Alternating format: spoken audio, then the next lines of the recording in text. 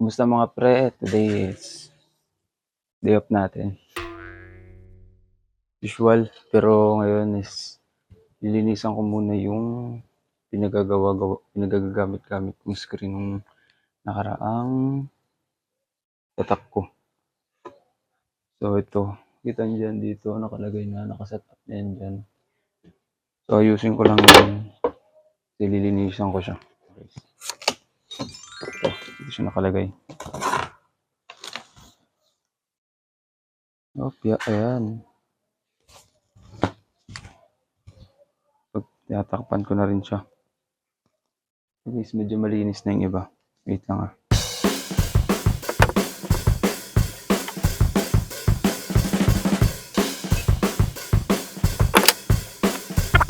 Ito guys yung lilinisan ko. Yung mga ginamit ko ng mga nakaraan. Ito guys, kasama to.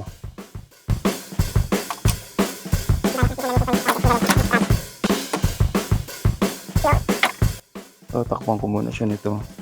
Yung ginagamit kong pandakip. Para in case hindi siya madumihan.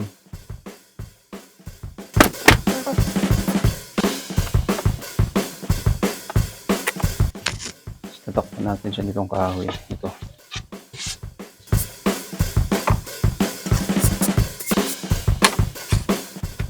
Yan. Ito na. Ito na siya. Yun. Kuha na lang ako ng Sunrox. Ito guys yung mga gamit ko dito. Ito ko na nilalagay halos lahat ng gamit ko. Naging ito. Yan. Kailangan ko natin yan. Sunrox. Yung maglilinis natin ng kalat. Pero bago yun, basain muna natin siya ng spray para magamit natin siya kasi mahirap siyang tanggalin kapag dikit pa yung papel. Ay yung itong mga tape na yun. Yung mga tape yan eh. So ito, dito na rin yung iba kong accessories. Yan. Ito lang naman ang kailangan ko. Ito. Ito guys, bali ito. Ay babasain muna natin yung screen. Tapos pupunasan natin ito para matanggal yung excess ng dumi. Para paglagay ko nito, diretso na siyang matanggal. Nabilaan siya, babasain mo natin siya yan. Bago natin siya lalagyan ng sunrox. So kailangan muna siyang mabasa bago siya lagyan itong sunrox, diretso na. Itong nakikita nyo itong tape na ito. Halos siya nagpapakahirap sa akin magtanggal sa malinis ko. Mapya sa kabila naman.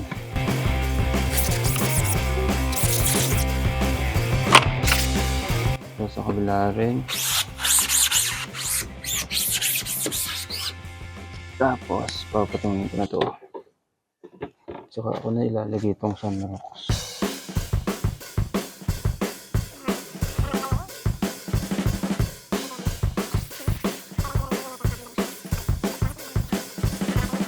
Tapos balitarin mo ulit. Doon, didikit naman siya sa kabila. Tapos ito naman lalagyan natin ulit.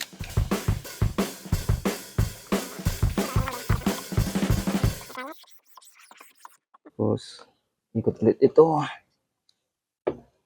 Yun, ikot naman ulit.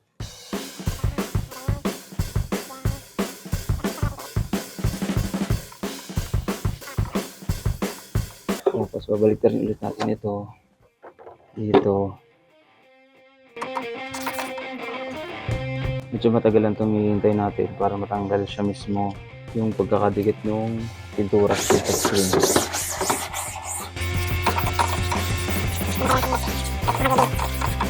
Tapos pag okay na. Teka lang ilang minuto kasi mo ito parang diagit siya lumambot. Yan, gano'n halos ng proseso ko. Paano magtanggal ng pintura sa screen. So ito binasa ko to para hindi dumikit yung sunrox dun sa pampunas natin kasi matagal siyang matanggal. Ito na guys yung process niya. Yan, nakikita niyo. Yun. So maghintay ka ng ilang minuto.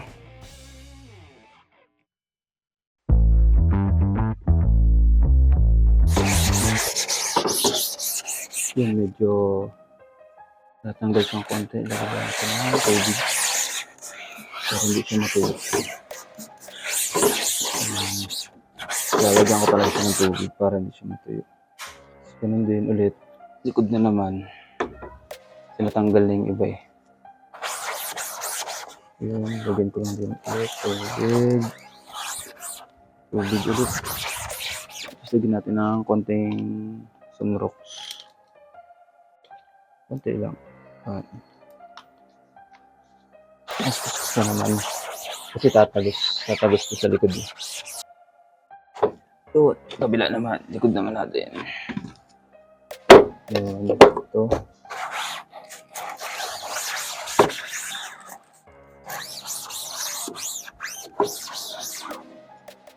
Ganun din, lagyan natin ng sunrox. Sunrox. Yan, once na lumambot yan, sure na yan. Yan, lumalambot na siya. Tapos, susumpitin natin to kapag lumambot na yung ano niya, mismong pinagdidikitan ng ink. Ganun ulit. Lalagyan natin ulit siya ng sunrox. Kaunti lang. Yan, kaunti lang. Basta malagyan lang siya ng sunrox. Then, kusa naman siya tatanggal. Yan, kung makikita nyo ito. Makikita nyo to. Yan. Halos natatanggal na siya lahat.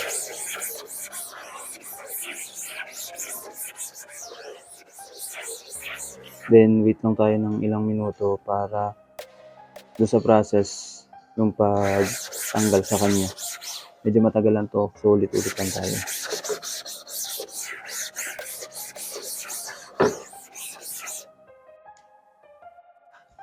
Yun, wait lang tayo ng ilang minuto para makita natin na nababaklas na siya pa konti-konti.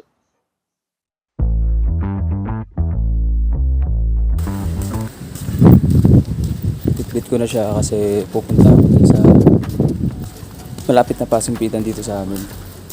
Kasi ito, susuntutan ko ito para matanggal yung mga nakabarang tintura kasi wala akong pansumpit eh. Bale kasi meron na ako dati nasira. So kailangan kong pumunta dun para pasumpitan siya. Dito sa amin. Lapit lang sa amin. Yan, dito tayo pupunta sa sumpitan na yan. Diyan sa may mga nakaparking na sakyan para masumpitan mo. Diyan tayo magsusumpit mamaya. So makikita nyo naman yung process nito, yung pagsusumpit ko nito. Medyo mainit lang. Walang masyadong dito tayo sa side na to. Dito tayo pagsusumpit. Dito natin siya susumpit ito para matanggal yung tintura.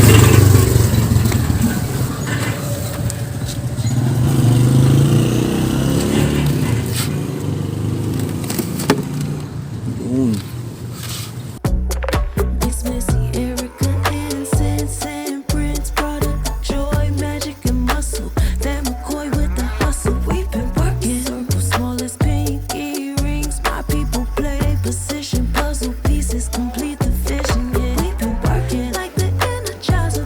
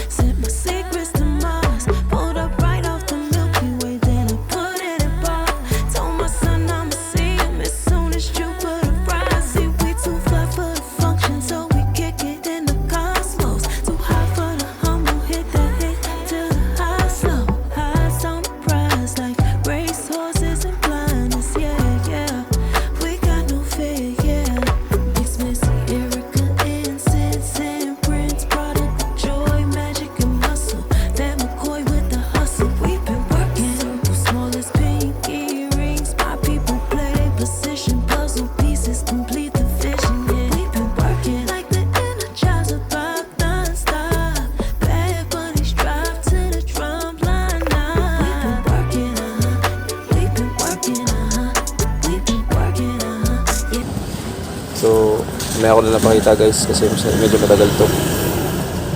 Bali, mamaya na lang ako magre-record. Ayun, kakawi ko lang at ito yung nangyari dun sa ginawa ko kanina. So hindi naman siya totally lahat talaga na tanggal kasi mahirap na siyang tanggalin. So sure nyo, ito ko nakikita rin. Tapos kahit paano, na-wipe out yung mga buo-buo. Bali ito, ipaprocess ko ulit sa pagbuntog dun sa Sunrox para matanggal to. Ito mga ganito, sas yan. Yan. Ito, tatarin natin kung madadala siya ng Sunrox. Pag nadala siya ng Sunrox, mas maganda. Tapos, kung hindi mo siya madala, try natin tanggalin siya ulit. Ito tayo ng another solution. So, medyo makapal talaga siya. Makapal yung pagkaka-apply ko ng emulsion. Ito, meron ko dito. Ito, ganito yan. So, yun lang guys.